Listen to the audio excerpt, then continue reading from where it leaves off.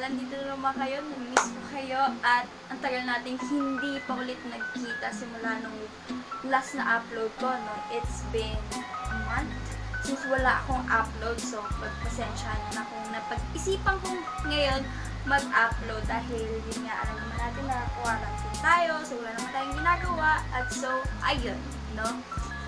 At alas 3 ng hapon ngayon at kakagising ko lang. So, galing kami kanina sa Lagro at doon kami na malengke dahil parang ito yung pinaka-last day. Tsaka bukas pala, yun pala yung last day dahil mag-extreme lockdown. So, meaning, pwedeng lumabas talaga. Kailangan sabay ka na. Tsaka kung lalabas ka man, wala nang naka-open na mga stores and etc. Wait lang. Ice candy kayo dyan, no, guys. So, pinabot sa akin ng kapatid ko dahil kailangan ko ng ice candy dahil napakainit. Ito ay made by my mom, melon. So, ayun nga, sa kinikwento ko kanina, extreme lockdown. So, sinulit na namin ng mami ko kanina. And guys, disclaimer lang, no, syempre, mahirap naman tayo. Di tayo ganun kayaman, parang maraming stock sa bahay na uubusan. Di tayo simula nung syempre, nung last week pa nag-start and naubusan na kami ng stock. Kaya bumili ulit si mami. Sinamahan ko na siya. So, yun. Nung pumunta na rin kami sa Lagro, syempre may Mercury drug doon. Ulit ko na rin bumili sa Mercury ng mga nag-restock ako at bumili na yun. Kasi naubos na yung iba. At yung iba bagong bili lang talaga. Napagtripan ko lang talaga ang bilhin. Papakita ko sa inyo. Pero bago yun, mag-skincare muna ako kasi wala pa talaga akong skincare. Simula nung pagdating namin, umalis kasi kami dito alas 6, tapos nakauwi kami dito 9. Sobrang tirik na yung araw, tapos grabe guys, sobrang bigat nung dinala ko talaga. Ang bigat-bigat niya as in, kasi yung mga laman, yung mga baboy andun. So yun, mag-skincare muna ako, maglalagay muna I'll be back. Guys, I'm back! At kung mapapansin nyo, nakabukas ng ilaw na kasi binuksan ko na dahil alam ko medyo madilim na. So, ayun.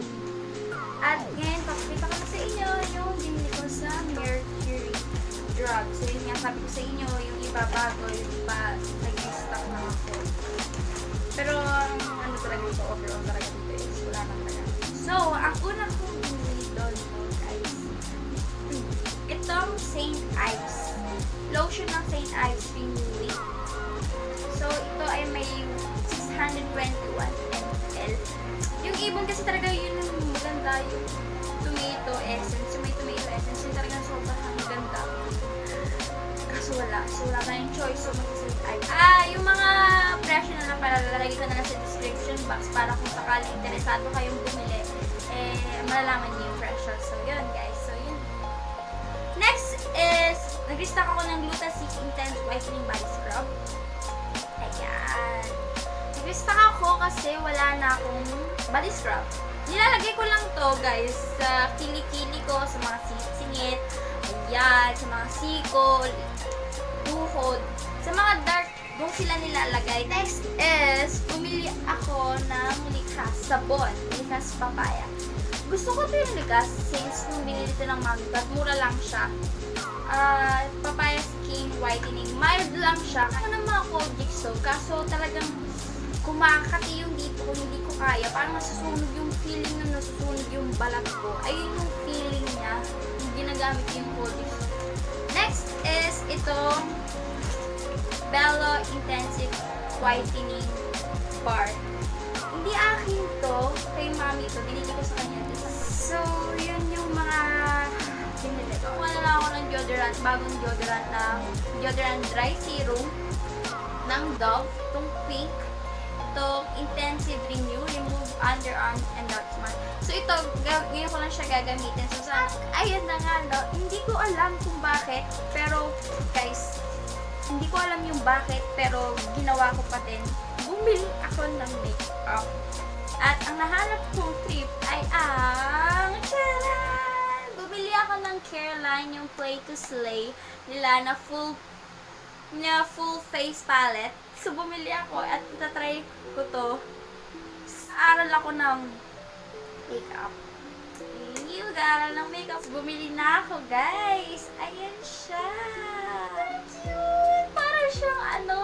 watercolor lang. Tingnan nyo, yung lalagyanan. Alam niyo yung mga bata kayo, tapos painting yung arts na sa elementary. Tapos bibili kayo ng, ayan siya, 12 na pang eyeshadow. Yan, 12 eyeshadow. Dalawa siyang shade ng blush at isang highlighter. So, yun. Next is, bumili rin ako ng Careline Lip and Cheek Tint in the shade Pink Blossom. Dahil wala akong ayan, lip tint. So, bumili rin ako. Next is yung Pressed Face Powder ng Johnson. Ayan, Oil Control. Yung binili ko para pang press powder. At last is itong brushes. Brushes ng Belo na makeup brush. So, excited ako i-try yung mga bago kong binili. So, yun lang guys. Wala na. Hello guys! Today is another day. And mag-vlog ako ngayon kasi luluto tayo ng pang-merienda. Oh, hindi nyo ako kita dahil madilim. Kasi nasa kwarto ko yan. So, tuwa ako ng merienda. Based na nakita ko sa may YouTube ko. So, tara! Ang programang ito ay rated SPG. Striktong patnubay at gabay ng magulang ang kailangan. Maaaring may masiselang tema, lengguwahe, karahasan, sexual, horror o droga na hindi angkop sa mga bata. I will vlog number 3. I want to cook this one. I will cook this one and this one. And this one is yon. Okay.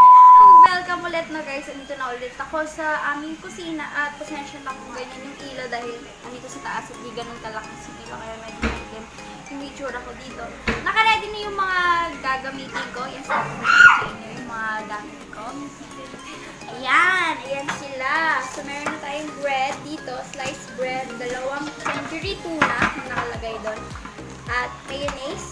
At ang ating pang breadcrumbs, yung bibisco, at yung white onions. Tapos ito mga gagamitin natin. At kung nagtataka kayo sa ingay, well, kasi nandito ako nga sa loob ng bahay. So, nandito sila lahat. Maraming ginagawa. Yung iba naliligo, yung iba nalalamping.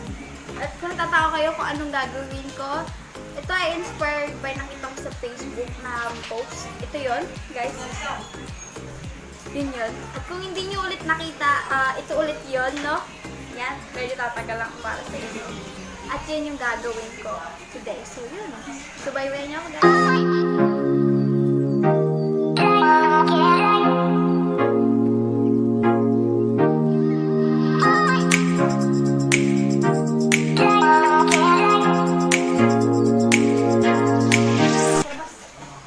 So, ayun, na-chop na natin yung sibuyas. Lalagay na natin siya dito.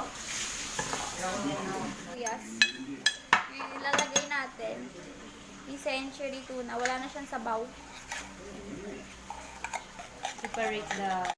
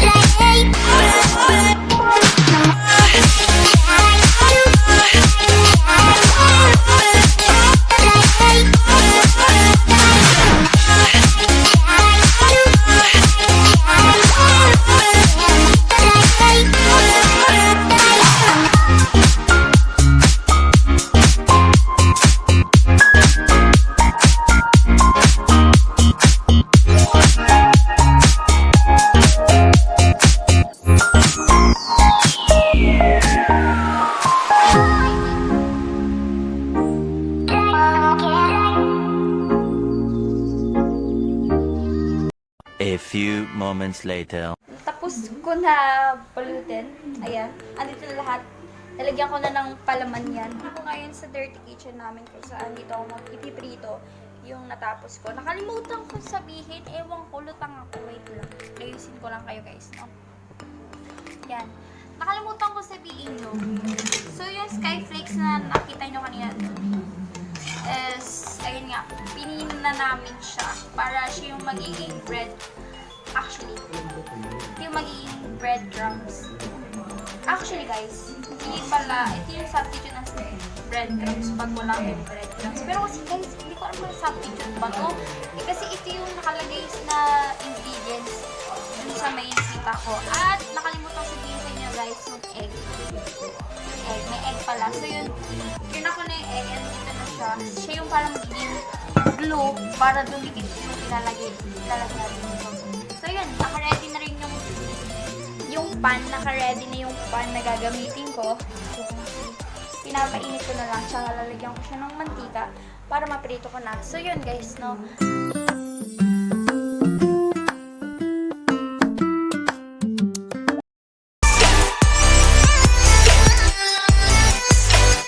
Hello guys!